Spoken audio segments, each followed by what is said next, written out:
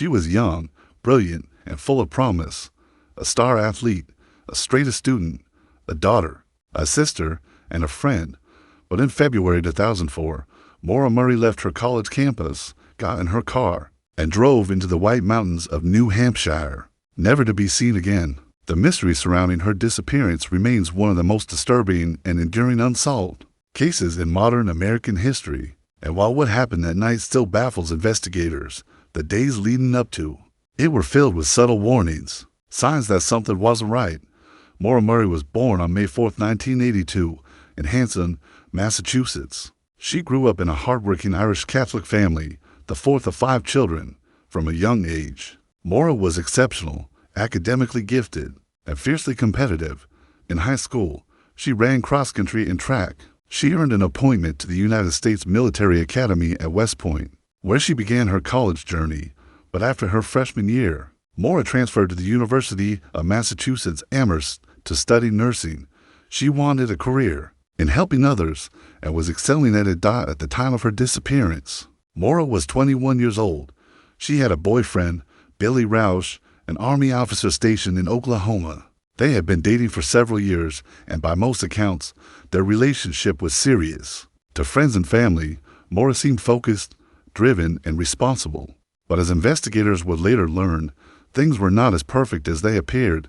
Just a few days before Maura vanished, something strange happened during one of her campus security shifts at UMass. On Thursday night, February 5th, Maura received a phone call while working. Moments later, she broke down in tears. Her supervisor described her as nearly unresponsive, almost in a trance, and walked her back to her dorm.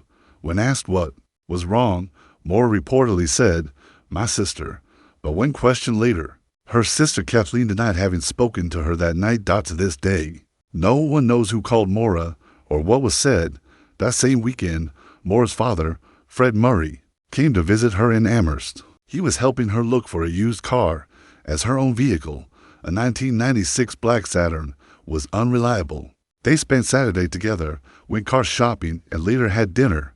That night, Maura borrowed her father's new Toyota Corolla to attend a dorm party on campus. But sometime around 1:30 a.m. early Sunday morning, she crashed the car into a guardrail on Route 9 in Hadley, Massachusetts. The impact caused significant front-end damage. Police responded to the scene and filed an accident report. No alcohol test was conducted, and no charges were filed. Fred was reportedly calm about the crash. He told Maura that insurance would handle it and not to worry. Still, friends later described Maura as being visibly upset. She felt she had disappointed her father. On Sunday, February 8th, Fred and Maura spent time together again, filling out insurance paperwork for the car accident. He dropped her off at her dorm that night. It would be the last time he ever saw her. What happened next remains one of the strangest parts of this case. In the early hours of Monday, February 9th, around 1 a.m., Maura used her laptop to search for directions to Burlington, Vermont, over 2 hours north, near the Canadian border. Then, around 9 a.m., she emailed her professors to inform them there had been a death in the family, and that she would be away for a week. There had been no death in the family. The email was a lie. Later that morning, Maura called a property owner in Bartlett, New Hampshire, asking about renting a condo. It was a place the family had vacationed before, isolated, remote, and quiet. Around lunchtime, she withdrew nearly all of the money in her bank account, $280, and visited a local liquor store. She purchased a box of Franzia wine, Bailey's, and some other small bottles of alcohol. By 3:30 p.m., Maura had packed up her Saturn. She loaded it with clothes, toiletries, class textbooks, and the liquor she had just bought. She also left behind something curious in her dorm room, in a mail to Billy, and some personal belongings, including her favorite stuffed animal. Her desk was neatly organized. Her dorm was not in disarray. It looked like someone who had planned to return, but Maura Murray would not return. She got into her aging black Saturn, wearing a dark blue hoodie, light jeans, and black winter boots, with a small black backpack slung over her shoulder and a red winter coat folded over her arm. The skies were gray. The roads were wet. She drove north, alone, without telling anyone where she was going, not her friends, not her roommate, not even her boyfriend. At this point, it's important to remember, she had told no one about this trip. Not a single text. Not a single phone call. It was as if she was planning a getaway. But what kind of getaway? A break from school? An escape from her life? Or something more permanent? Hello friends, today we are talking about the college girl who drove into thin air. The last confirmed sighting of Maura before the crash came from an ATM surveillance camera. Around 3:15 p.m. that day, she withdrew the money, alone, wearing the same dark clothes she would later disappear in. There was no sign of distress, fear, or urgency in her behavior. Dotted around 4:30 p.m. Maura called a voicemail service her boyfriend used to leave him a brief message. She told him she loved him. That was the last confirmed contact she had with anyone.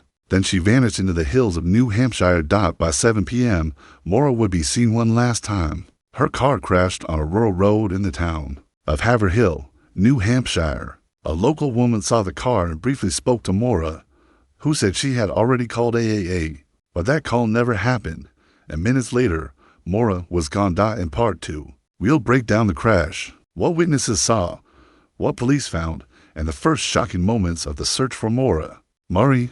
Just before 7:30 p.m. on the night of February 9, 2004, Maura Murray's black 1996 Saturn spun off a winding, icy road in rural Haverhill, New Hampshire. The location was Route 112, also known as Wild Ammonoosuc Road, a narrow and isolated stretch lined with snowbanks, trees, and darkness. This would be the last confirmed sighting of her. A local resident named Faith Westman, who lived in a house near a sharp curve in the road, heard a loud thud outside and looked out her window. She saw a small black car had run off the road and appeared to have hit a tree or snowbank. The front end looked damaged. She called 911 at exactly 7:27 p.m., reporting the single vehicle crash. It was dark, cold, and silent. She couldn't see if anyone was injured.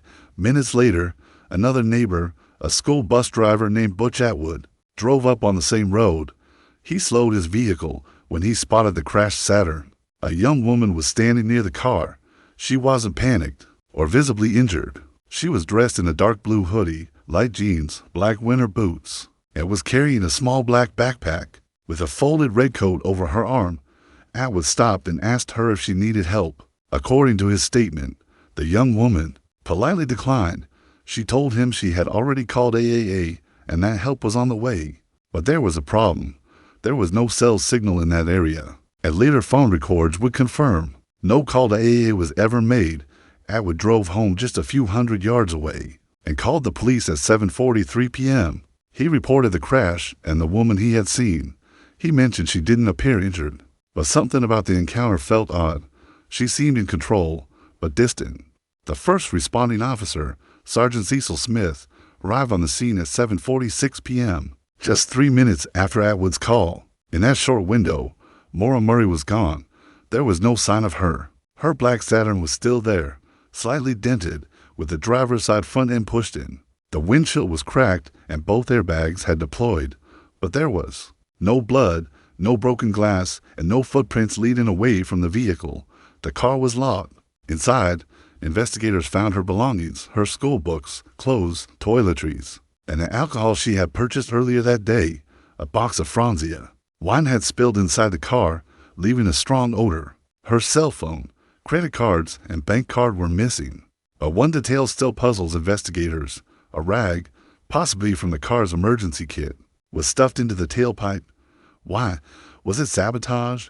A last-minute attempt to cause a breakdown? Or a way to quietly abandon the vehicle without drawing attention? Despite frigid temperatures and low visibility, no immediate ground search began. Police assumed Maura had become embarrassed about the crash and gone to a friend's house nearby, or possibly fled to avoid a DUI, since there was alcohol in the car and she was of legal drinking age, but possibly drinking. By 8:49 p.m., a bolo, be on the lookout, was issued for Maura Murray.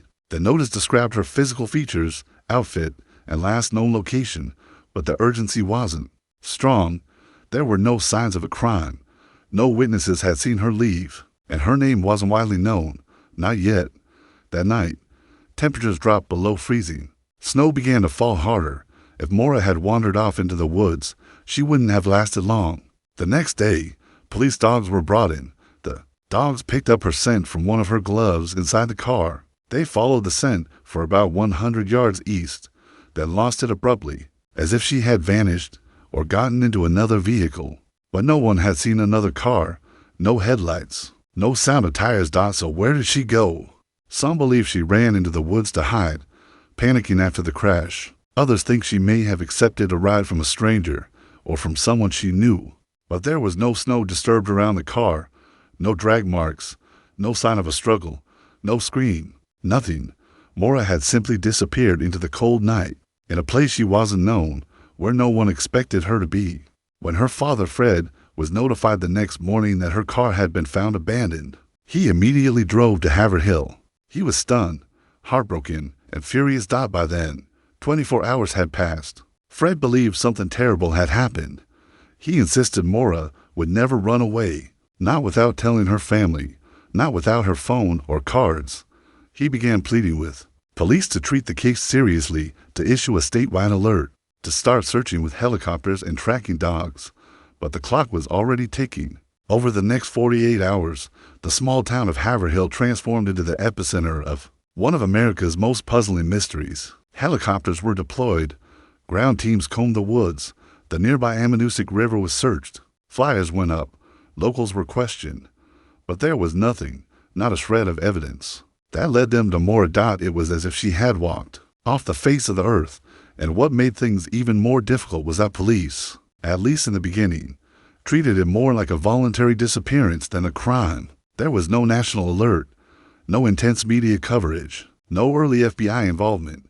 And so, in the most critical first 48 hours, precious time was lost. Maura's family, devastated and desperate, began their own search. They passed out flyers, knocked on doors, asked for surveillance footage, though very few cameras existed in that area in 2004. They even questioned whether Maura had arranged to meet someone in New Hampshire. Did she know someone nearby, a friend, a stranger she met online? Or had she come to the mountains to disappear intentionally? No one could answer that. As the hours turned into days, and the days into weeks, theories began to multiply, and Maura's case began to take on a life of its own. But on the night of February 9th, just minutes after her car hit that snowbank, on Route 112, all that existed was a cold road, an abandoned car, and silence.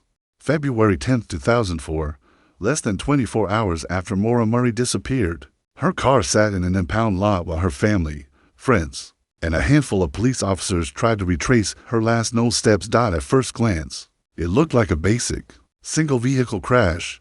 A college student, alone in a rural area, slides off an icy road and flees the scene out of fear or shame. But once investigators looked closer at what was inside the car and what was missing, the case became anything but ordinary. Inside the black Saturn, they found several personal items, school books, makeup, printed emails, toiletries, and a bag of clothes. Some items were tucked in the back seat and trunk. Her college ID sat among the belongings, but her cell phone, credit cards, and ATM card were missing. Even more puzzling was the presence of alcohol.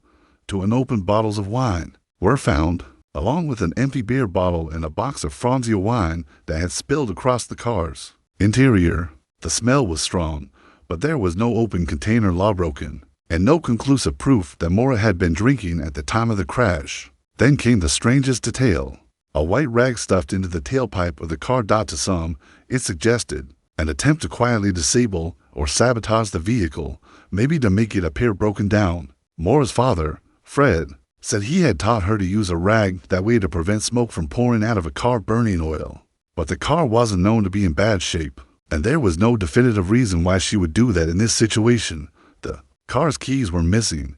There were no footprints leading away from the crash site. Not in the woods, not on the road. Even tracking dogs brought in the next day could only follow her scent a short distance down the road, about 100 yards, before it vanished, like she'd entered another vehicle. Had someone picked her up? If so, who and why would she leave everything behind? As questions deepened, so did the timeline. Earlier on February 9th, before the crash, Maura had been acting strangely. She emailed her professors at UMass to say there had been a death in the family, and that she would be gone for a week, but there was no such death.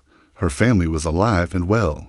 She packed some belongings, withdrew $280 from her bank account, nearly all the money she had, and drove off campus. She booked a hotel room in Bartlett, New Hampshire, but never checked in.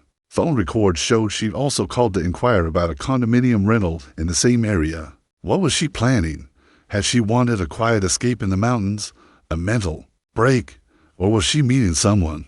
Police traced her cell phone activity, but found no outgoing calls after she left campus, except one to check her voicemail at 4:37 p.m. That was less than 3 hours before the crash. Her family, desperate for answers, combed through her emails and social media. They found some odd behavior, but no clear signs of intent to disappear. There were no notes, no goodbye messages, no evidence of a suicide plan. There were theories, many theories. Some believed she was secretly meeting a boyfriend in New Hampshire. Others thought she may have been fleeing emotional stress from earlier incidents, including a car accident just days before, where she had damaged her father's car after a party. But nothing tied directly to her vanishing. The family and police began investigating every possibility. Could she have been abducted, run off the road after the crash, or had someone followed her from Massachusetts? Then came the phone call, a chilling twist. A few days after her disappearance, Maura's boyfriend, Billy, received a strange voicemail. He had been in close contact with her family and police, devastated by her disappearance. The message was short, just static, and a woman's faint sobbing voice. It was untraceable. The number was blocked. The caller never called again. Billy was shaken. He believed it was Maura. Others weren't so sure. It might have been a cruel prank or an unrelated call. But in a case with no leads, no evidence, and no clear motive, even the smallest mysteries took on new weight. Over the next 2 weeks, more searches were conducted. Helicopters scanned the forest. Cadaver dogs searched ravines and streams. Dive teams swept the river, but they found nothing. Not a scrap of clothing, not a piece of evidence. Fred Murray became increasingly vocal about the investigation. He believed local police were dragging their feet, treating it like a runaway case instead of a potential crime. He appeared in the press, held vigils, and even launched his own private investigations.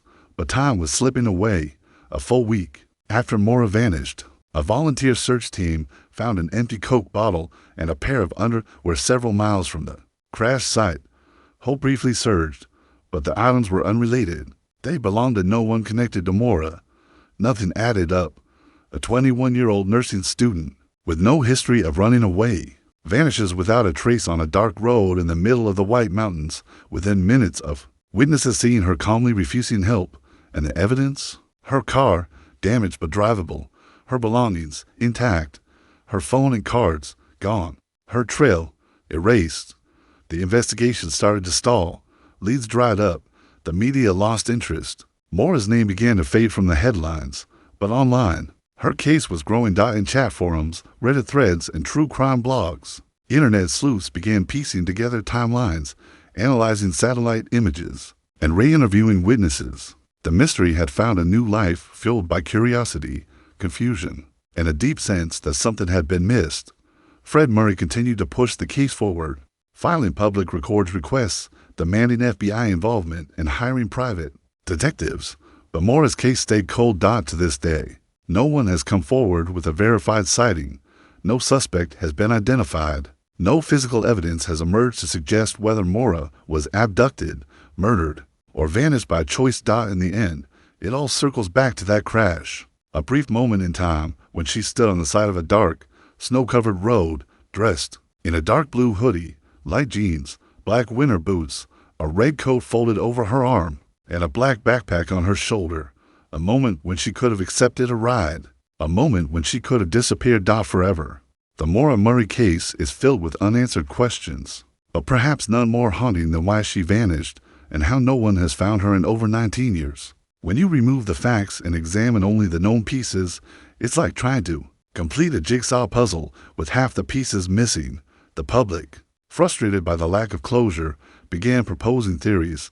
Some were grounded in logic, others in speculation, but all of them circled the same disturbing question: what really happened to Maura Murray? One of the earliest theories was that Maura had planned her disappearance, intentionally walked away from her life. The theory begins with her behavior in the days leading up to February 9, 2004. She had packed her belongings, withdrawn nearly all of her money, printed emails related to personal matters, and emailed professors with a made-up story about a death in the family. She had also researched hotels and made a reservation in Bartlett, New Hampshire, an area familiar to her family. Supporters of this theory believe Maura was overwhelmed by school pressure, emotional turmoil, and possibly unresolved issues. In her personal life, maybe she wanted a break, a fresh start, a new identity. Some even suggest she had help, that someone picked her up from the crash site and helped her disappear permanently, that she could still be alive today,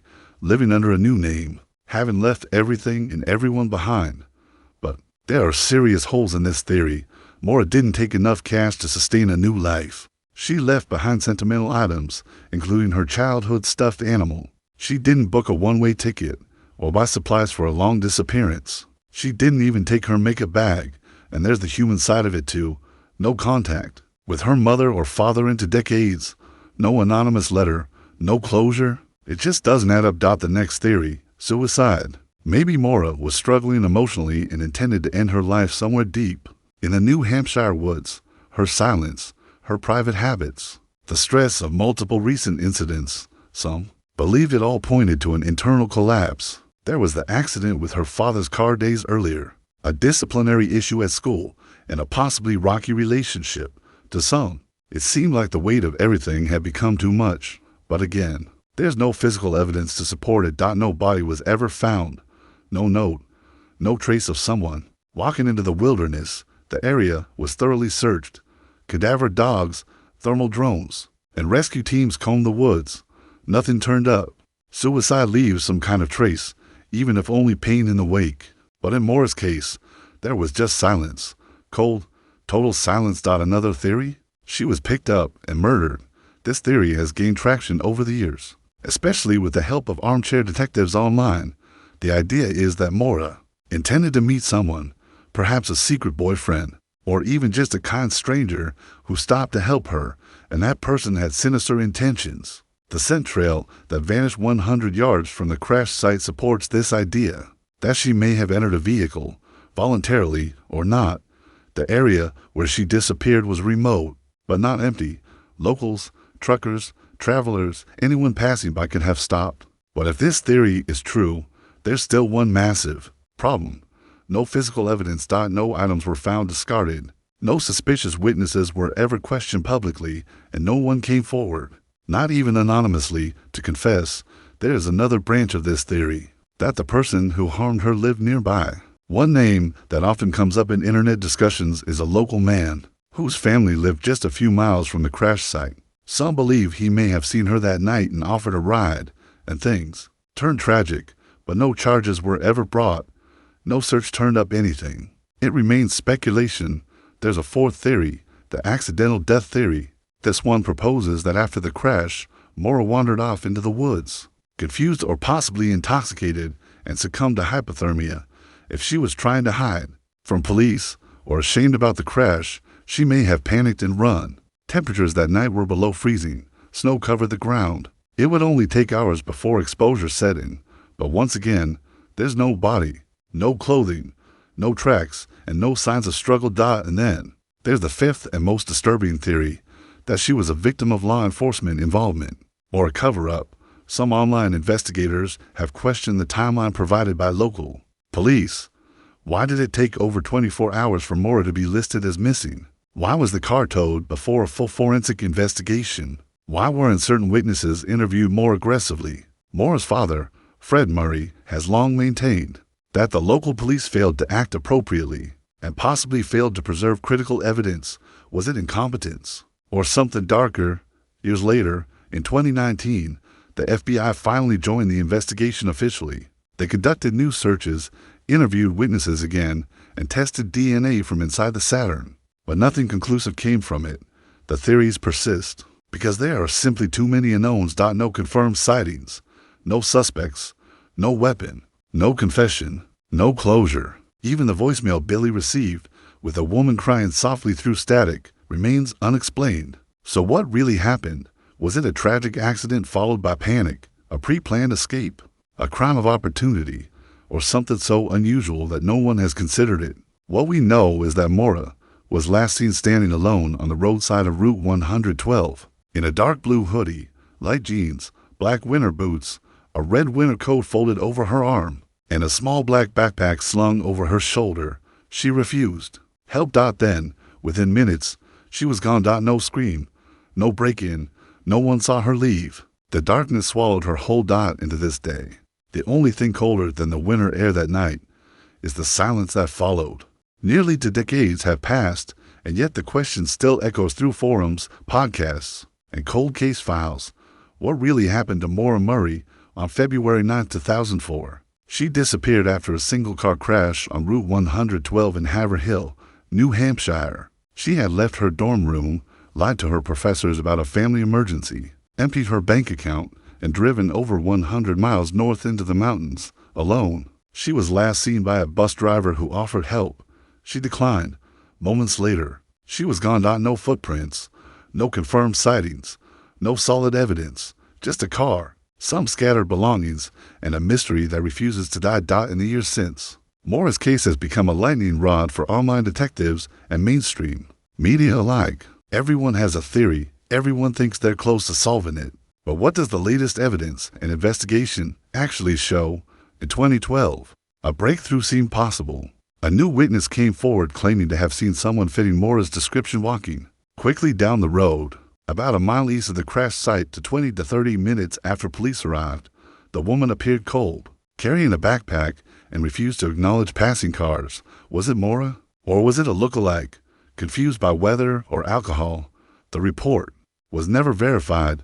No security cameras, no time-stamped photos, just a recollection made years later. Then came 2017. A private investigator working with the Murray family discovered that a house near the crash site had an area in its basement that cadaver dogs reacted to. The dogs alerted, a signal they're trained to give when they detect the scent of human remains. The area was not excavated immediately. Legal red tape delayed any digging. Eventually, the floor was drilled. What was found? Nothing. No body, no clothing, no traces of Maura. That same year, Fred Murray, Maura's father, made a desperate plea to the state police and FBI to take over the case. It worked. In 2019, the FBI finally joined the investigation, partnering with New Hampshire State Police and local authorities. They collected DNA from Maura's family and reopened old leads. But once again, no rest, no discovery. The trail still cold. There are those who believe Maura was a victim of opportunity, that someone, unknown to her, picked her up after the crash and did something terrible. Others believe she had an accomplice, that she ran away, started a new life. Some claim she lives in Canada or even overseas under a new identity.